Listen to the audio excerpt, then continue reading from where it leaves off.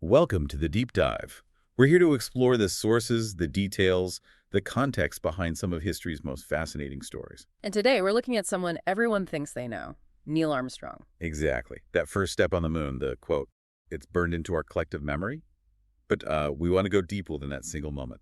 Much deeper, because the journey to that moment is just incredible. It involves close calls, immense pressure, and a very specific kind of personality. Right. Our mission today isn't just about the moonwalk. It's about understanding the decades of, frankly, dangerous work. The flying, the engineering, the testing that made him the person who could actually do it. And handle the aftermath, because he was famously described as a reluctant American hero. That reluctance is fascinating. It wasn't false modesty. It was baked into who he was. So we're unpacking the full story: naval aviator, combat pilot, engineer, test pilot, professor, the whole picture. Let's start at the beginning. Where did this journey kick off? Well, he was born in Ohio, Washington Township, back in 1930, and his early life involved a lot of moving around. Yeah, I saw that in the notes, something like 16 times in 14 years. That's right. His dad was a state auditor, so the job kept them moving constantly. That must have. Well, it must have shaped him somehow. Maybe made him more self-reliant, perhaps. Quieter. Could be. It certainly meant finding stability in something else, and for him, that something else was flight. It grabbed him early. Classic story, the first airplane ride. Yep.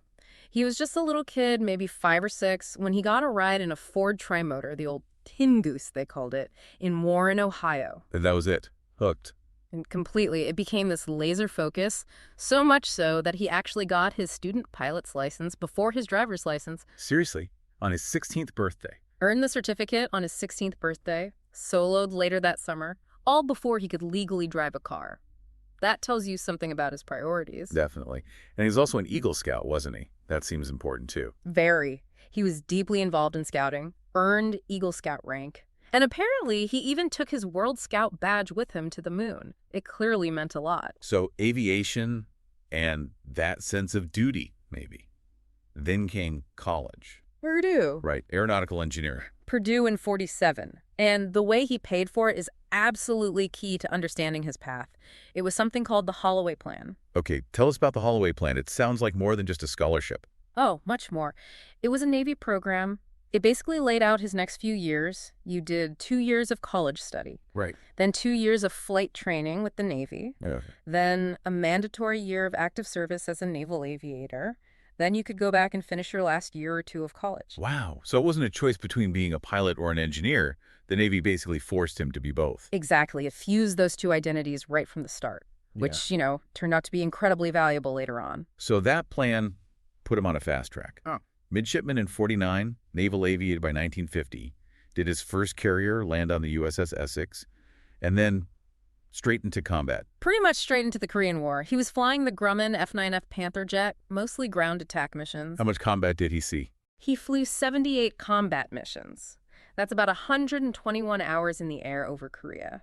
And one mission in particular, well, it's a stark preview of the kind of nerve he had. Ah, the cable incident. This sounds harrowing. Set the scene. It was September 1951. He's on an armed reconnaissance mission, flying really low, like 500 feet and fast, about 350 miles per hour, down in a valley between hills. Okay, dangerous flying already. Very. And then, bam! He hits a cable that someone had strung across the valley, probably a booby trap, maybe for communication or warning. He just flew right into it. Clean into it. It sheared off about 6 feet of his right wing, took the aileron clean off. At that speed and altitude, that should have been catastrophic. Instant loss of control. You'd think so. Most planes would just cartwheel. Yeah. But somehow he managed it. He instinctively used rudder to counter the roll, kept the plane flying level, somehow. With 6 feet of wing gone. Yeah, and he nursed that crippled jet, fighting the controls the whole way, back towards friendly territory, maybe over 100 miles. Just trying to get far enough to eject safely. Exactly. He knew the plane was done for, but he didn't want to bail out over enemy lines. He aimed for the water near a rescue ship, ejected, but the wind caught a chute. And blew him back over land. Blew him back over land. But then, incredibly, pure luck kicks in. How so? He lands, and almost immediately a Jeep pulls up. And driving it, a guy he knew from flight school just happened to be in the area. You can't make that up. What an unbelievable story. And the official record said anti-aircraft fire. Initially, yes. That might have just been simpler for the reports, but Armstrong always insisted it was the cable. It's an early, brutal example of his coolness under fire, his ability to analyze a catastrophic failure while it's happening and prioritize survival. So after Korea, he gets back, finishes that degree at Purdue in '55, and then straight into the next phase, research flying. That was the plan. He joined NASA, which, became NASA later at the High-Speed Flight Station, Edwards Air Force Base, California, the heart of experimental flight. The absolute cutting edge. This is where that engineer-pilot combo really came into its own, I imagine. Totally. He wasn't just flying. He was testing, analyzing, pushing the envelopes of new designs. And the sheer variety of aircraft he flew is staggering. The notes say over 200 different models. Over 200. Everything from the Century Series fighters, F-100, F-101, F-104, right up to huge bombers like the B-47 and the B-29, which they used as launch platforms for other experimental craft. Including the most famous one he flew at Edwards. The X-15, the ultimate rocket plane. This thing was basically a manned missile, right? Launched from under the wing of a B-52. Pretty much. It would drop, ignite its rocket engine, and just scream upwards. Hypersonic speeds, edge of space altitudes. Armstrong flew it 7 times. And achieved some serious milestones. Yeah. Mach 5.74. Yeah. That's almost 6 times the speed of sound. Incredible speed. And he was also involved in testing crucial new systems, like the MH-96 control system. That flight led to another one of his famous incidents. The high-altitude scare? What exactly was the MH-96 supposed to do? It was an early adaptive control system. The idea was it would automatically adjust how the plane handled as it went from the thick air lower down to the super thin atmosphere near space, where traditional flaps and rudders don't work well and you rely on small reaction control thrusters, like on a spacecraft. Okay, so he's testing this cutting-edge automatic system. On his 6th X-15 flight in 1962, he rockets up to about 207,000 feet. That's well into space by most definitions. Way up there. But coming back down, things didn't go as planned. The X-15 had this tendency, aerodynamically, to sort of bounce off the denser layers of the atmosphere if the angle wasn't perfect. It wasn't descending smoothly. It ballooned back up. Exactly. Yeah. It popped back up to around 140,000 feet when it should have been descending steadily. This completely messed up his trajectory for landing back at Edwards. So he's way too high and way too fast. Way too high, still screaming along at Mach 3 and completely overshooting the base. He flew right past Edwards, still at over 100,000 feet. What did he do? He basically had to glide it, find somewhere flat to land, way out in the desert. He ended up putting it down perfectly on Rogers Dry Lake, but about 40 miles south of where he was supposed to be. 40 miles off course. That must have been intense. It made that flight the longest X-15 mission ever, in both time and distance covered over the ground. And again, it just cemented his reputation for incredible coolness and technical skill in a crisis. But that reputation wasn't universally... Well, it was viewed differently by different groups, wasn't it? The engineers versus the pure pilots. Right. You had colleagues, especially the other engineer pilots like Milt Thompson, who thought he was brilliant. Most technically capable, Thompson called him, said his mind was like a sponge for technical detail. But then you had the stick and rudder guys, like Chuck Yeager. Yeah, some of the pilots who came up through a more traditional, purely operational float test background, maybe without the deep engineering degrees. Some of them felt Armstrong flew too much by the book. More mechanical than flying was the quote, I think. Something like that. The implication being, maybe he relied too much on calculation and procedure, not enough on raw flying instinct. It was a bit of a cultural clash at Edwards. But when NASA needed astronauts for the next phase, beyond Mercury, which type did they favor? They clearly valued the engineering mind.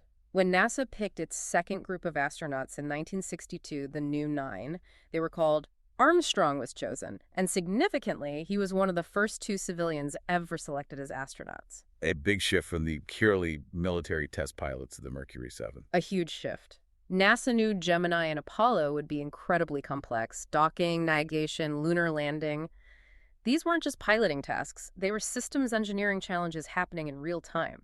They needed people who understood the machines inside and out. Michael Collins, his future Apollo crewmate, said something about that, didn't he? He did.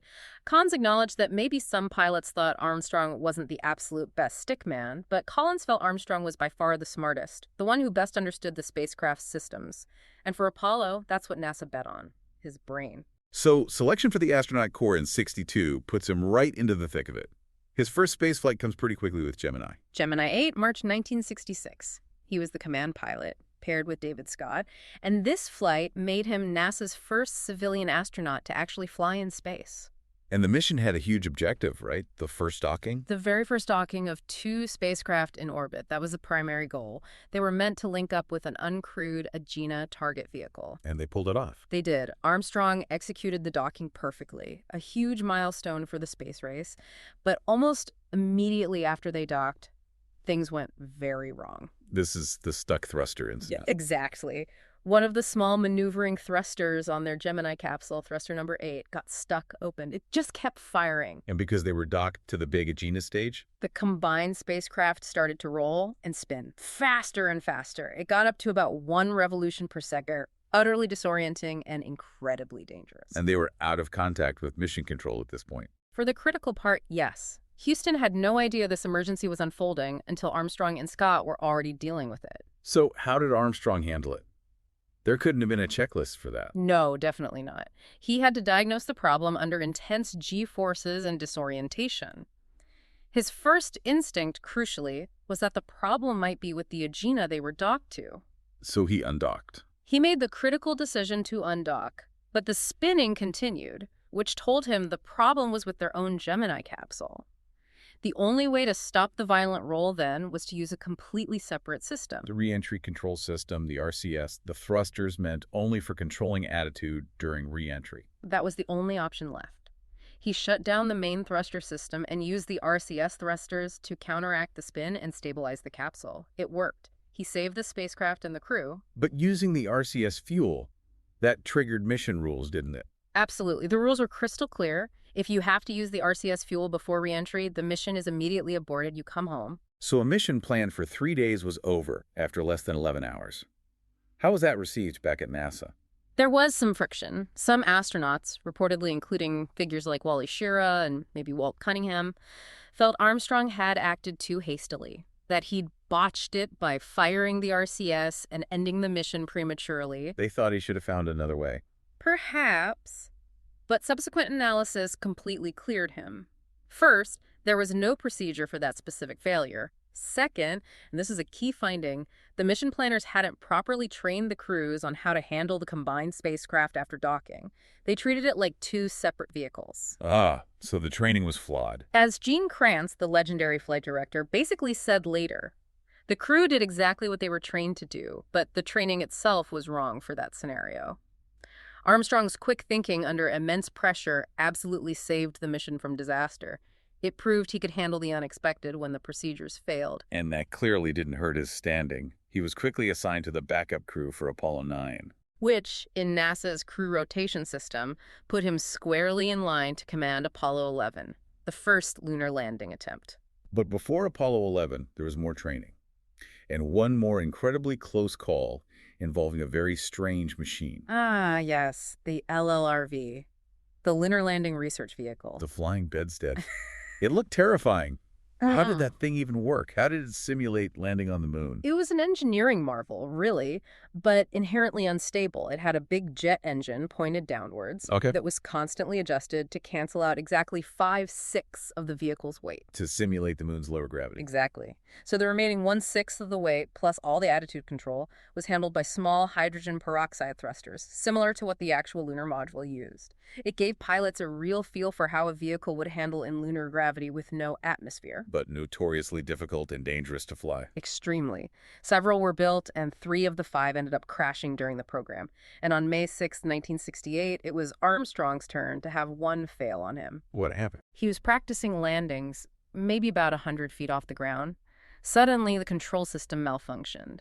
The LRRV pitched violently, went into an uncontrollable roll, and started heading straight for the ground. What could he do? Only one thing. Eject. He pulled the ejection handle just fractions of a second, maybe less than half a second, before the whole thing hit the ground and erupted in flames. Half a second. I couldn't get fine. Was he injured? Amazingly, no. The only injury reported was that he bit his tongue on ejection. He walked away from a fiery crash. Incredible. But what's really telling is his reaction after nearly being killed by this training vehicle. You'd think he'd say, "These things are death traps, scrap them." But he did the opposite. He defended the LLRV. fiercely. He argued that the experience gained from flying the LLRV and its successor, the LLTV, was absolutely essential. He knew the final moments of the lunar landing would be incredibly demanding. Relying just on simulators wasn't enough. You needed that real-world, hands-on experience of wrestling with the unstable dynamics.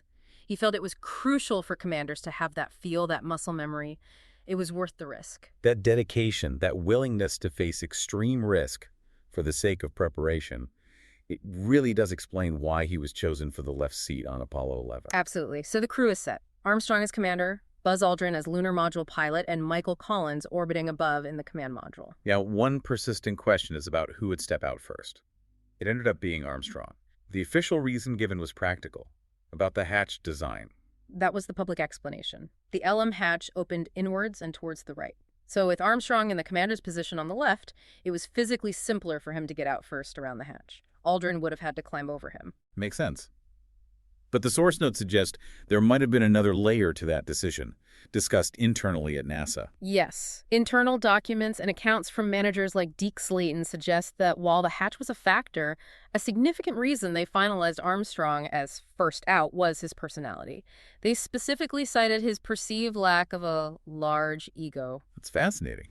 They were thinking about the long-term impact of that moment. Exactly. They knew whoever stepped out first would instantly become one of the most famous people on Earth, possibly in history. They wanted someone they felt would handle that intense lifelong fame with quiet dignity and reserve, someone who wouldn't necessarily seek to capitalize on it. They felt Armstrong fit that mold better. A calculated choice based on temperament. So the mission launches July 16, 1969. The giant Saturn V Armstrong's heart rate hits 110 BPM during launch high, but maybe not astronomical given the G-force. Right. The real stress, the real spike in heart rate came during the final descent to the lunar surface. Things started to go wrong pretty quickly then, didn't they? Yeah, About 3 minutes from landing. First, they realized they were off course. They were passing landmarks, craters they recognized from their maps, about 2 seconds earlier than planned. That meant the computer was taking them miles beyond the intended, flat, pre-surveyed landing zone. Okay, so problem number 1. Wrong location. Then came the alarms. The infamous 1201 and 1202 program alarms started flashing on the computer display. What did those mean? In simple terms. Basically, executive overflow. The guidance computer was being asked to do too many things at once and was starting to drop tasks. It was overloaded. Panic stations, potentially. Why was it overloaded? Did they know? It was figured out later. Aldrin had apparently left the rendezvous radar switch in the wrong position during the descent checklist. So the computer was processing useless radar data from the command module rendezvous radar and trying to handle the landing calculations simultaneously. Too much data. But someone on the ground figured it out in time. Yes, incredible work in mission control. A young controller named Steve Bales, supported by Jack Garman from the support team, had seen these alarms in simulations. They quickly diagnosed that the computer wasn't failing, it was just overloaded, but prioritizing correctly. They made the call. Go on the alarms. Crucial call. Trusting the ground crew. But even with the computer working, they were still heading for the wrong spot. Armstrong looked out his window and saw where the computer was taking them. Directly towards a crater littered with huge boulders. Landing there would have been disastrous, potentially tipping the LM over. So he had to intervene. He immediately took manual control, clicked off the autopilot. He was now flying the lunar module by hand, essentially hovering it, searching for a safe spot, while Aldrin called out altitude and speed. This burned a lot more fuel than planned, right? Extending the landing sequence. A lot more fuel. Back in Houston, they were watching the fuel levels plummet. You hear the call-outs on the tapes. 60 seconds, 30 seconds. The tension is unbelievable. How much fuel did they actually land with? It was razor thin. Estimates vary slightly, but it was somewhere between 40 and 50 seconds of fuel left in the descent stage tanks. And how much of that was needed just for a potential abort? They needed about 20 seconds worth just to fire the ascent engine and get away if the landing was bad. So realistically, they had maybe 20 to 30 seconds of usable hover time left when they finally touched down. Incredibly close. And then the famous words. Houston, Tranquility Base here. The Eagle has landed. Just absolute coolness. And you could just hear the relief in Charlie Duke's voice back in Capcom. Roger, Tranquility. We copy you on the ground. You got a bunch of guys about to turn blue. We're breathing again. Thanks a lot. Summed it up perfectly. And Armstrong's heart rate during that manual phase, it was peaking between 100 and 150 BPM. Huge physiological stress hidden behind that calm voice. So they land. Then, hours later, the hatch opens. 02.56 UTC, July 21st, 1969. He steps onto the porch and delivers the line. That's one small step for a man, one giant leap for mankind. The endless debate about the missing A. Right. Did he say for man or for man? Armstrong always maintained he intended to say a man, arguing it only makes sense that way, one individual versus all of humanity. And his explanation was the technology. He blamed the VOX, the voice-activated microphone system, said it was so fast it tended to clip short syllables, especially unstressed ones like A. And science eventually kind of backed him up on that. Modern acoustic analysis suggests he probably did say it, but it was just blurred or lost in the static and compression of the transmission. NASA now officially includes the A in brackets in transcripts. Regardless, the impact was immediate. How many people actually heard it live? Estimates are around 530 million people worldwide. Think about that, something like 20% of the entire global population at the time watching or listening live. Unprecedented. Aldrin joins him outside about 20 minutes later. Their moonwalk, the EVA, was actually quite short compared to later missions. Only about 2.5 hours on the surface. Later Apollo missions spent much longer, up to 22 hours over multiple EVAs. Why so short for the first one? Extreme caution. NASA was really worried about the spacesuits, particularly how they'd handle the heat and potential damage on the lunar surface. Remember, the Apollo 1 fire was still fresh in everyone's mind. They played it very safe on Apollo 11. So what did they do in those 2.5 hours? They collected rock and soil samples, set up a couple experiments, unveiled the plaque on the LM leg saying, "We came in peace for all mankind," and planted the American flag. The flag that looks wavy because the pole didn't extend properly. Exactly. The horizontal bar meant to make it look unfurled got stuck, so it ended up looking rippled. Armstrong also took a walk, about 60 meters or so, over to the rim of a nearby crater, now called East Crater. And they left some memorials, too. Yes, a very important gesture. They left a small packet containing memorial items, medals honoring Soviet cosmonauts Yuri Gagarin and Vladimir Komarov, who had died, and an Apollo 1 mission patch honoring Gus Grissom, Ed White, and Roger Chaffee, a recognition of shared sacrifice in space exploration. A classy move. Now, getting off the moon, there was one last bit of drama involving a pen. Unbelievable, right? After the moonwalk, back inside the LM, preparing for liftoff, they discovered that the switch for the circuit breaker that armed the main ascent engine, the single most critical switch to get them home, had broken off. Probably bumped by a bulky backpack in the tight cabin. So the engine wouldn't ignite, they were stuck. Potentially. But Buzz Aldrin had an idea. He realized that part of his felt-tipped pen, the plastic internal part, might be non-conductive and just the right size. So he used the pen. He carefully jammed the end of the pen into the circuit breaker hole, pushed the contacts together, and it worked. The circuit was completed, engine armed. Without that quick thinking and that pen, the story of Apollo 11 could have had a very different, tragic ending. So they make it back safely. Ticker tape parades, the world tour, the absolute peak of global fame. And then Neil Armstrong does something very Armstrong. He steps back, almost immediately. He resigns from NASA in 1971. He made it pretty clear he wasn't planning to fly in space again. He'd done the job. And instead of capitalizing on the fame, he went back to his roots, engineering and academia. Precisely. He accepted a position as a professor of aerospace engineering at the University of Cincinnati. Why Cincinnati? Not Purdue, his alma mater. Apparently, he felt Cincinnati's aerospace department was smaller, perhaps less prone to the intense spotlight that might follow him at a bigger, more famous engineering school like Purdue. He was looking for a relatively quieter academic life. And what kind of professor was he? Was he aloof, or did he engage with the students? By all accounts, he was serious, dedicated, and demanding. He didn't just take on a figurehead role. He taught core undergraduate classes, developed new graduate courses in aircraft design and flight testing. Students described him as a tough grader. He expected rigor. Makes sense. But he only stayed there until 1979. Why leave academia after less than a decade? Seems like it was mainly administrative changes. The university was becoming a state school, and that apparently brought a lot more bureaucracy, which he disliked. There was talk of asking him to go half-time for half pay, and by then his university salary was a pretty small part of his overall income anyway. It just wasn't worth the hassle for him anymore. So he left teaching. But he didn't entirely leave the world of aerospace problem-solving, especially when things went wrong. He served on accident investigations. 2 major ones. First, right after Apollo 13 in 1970, He was part of the official investigation team that figured out what caused that oxygen tank explosion. And the cause was traced back to something surprisingly small, wasn't it?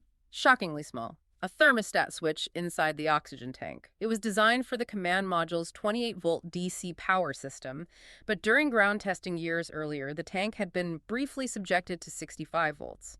The switch should have been upgraded, but wasn't. When the tank heaters were turned on in flight, that underrated switch essentially welded shut, overheated, burned the insulation.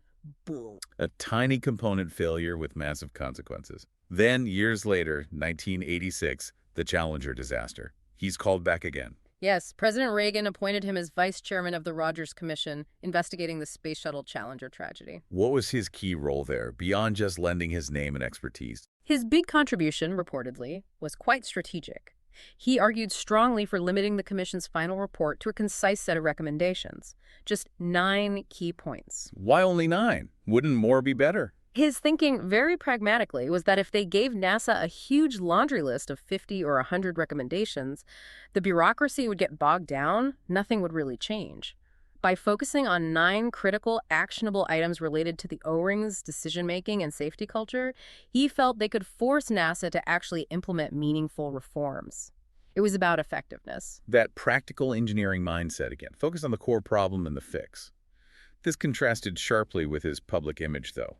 The reluctant hero, the recluse. He genuinely valued his privacy. He wasn't a recluse in reality. He served on corporate boards. He gave speeches occasionally, but he controlled his exposure tightly.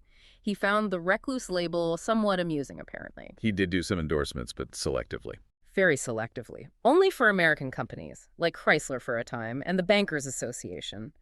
He apparently insisted they have strong engineering divisions he respected.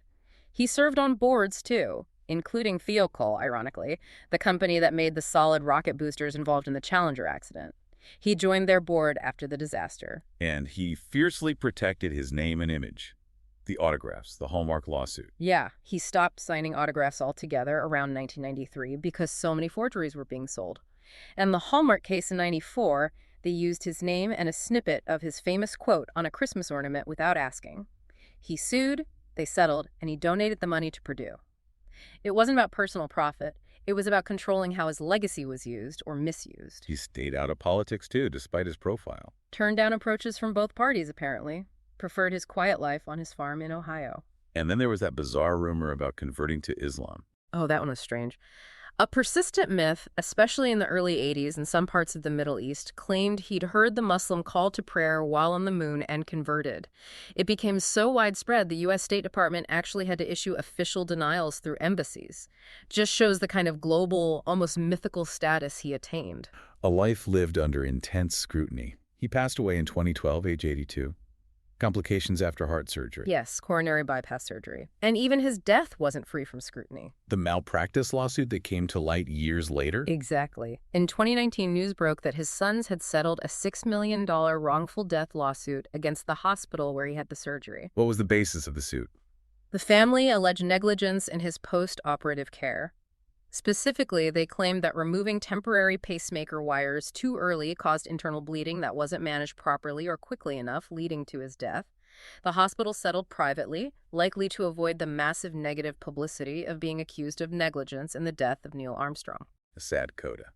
But despite that, his legacy is secure. The highest honors, Congressional Space Medal of Honor, Congressional Gold Medal. And polls consistently showed him as the most admired figure from the space program, even decades later.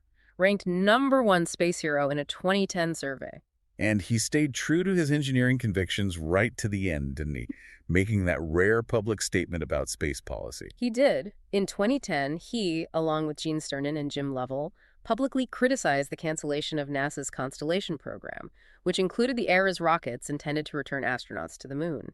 He warned it risked making the U.S. space program second or even third rate. It showed his lifelong belief that maintaining leadership in exploration required sustained commitment and engineering investment. So when you look back at the whole arc, it really drives home the point that the one small step wasn't just a moment in time. It was the culmination of everything that came before. Absolutely. Surviving that cable strike in Korea, wrestling the X-15 back from the edge of space, handling the Gemini 8 spin, ejecting from the LLRV seconds before impact. And then the ultimate test, landing the Eagle with alarms blaring and fuel tanks nearly empty. And doing it all with the knowledge, as he later admitted, that they thought the actual chance of a successful first landing attempt was maybe only 50-50. Incredible odds. Which leads us to a final thought for you, the listener, to maybe ponder. Given that level of risk, that 50% chance of failure or worse on the landing alone, what does Neil Armstrong's career tell us about the sheer depth of preparation, the rigorous engineering mindset, and the quiet, unwavering sense of duty required to succeed when the stakes are that high and the margin for error is effectively zero?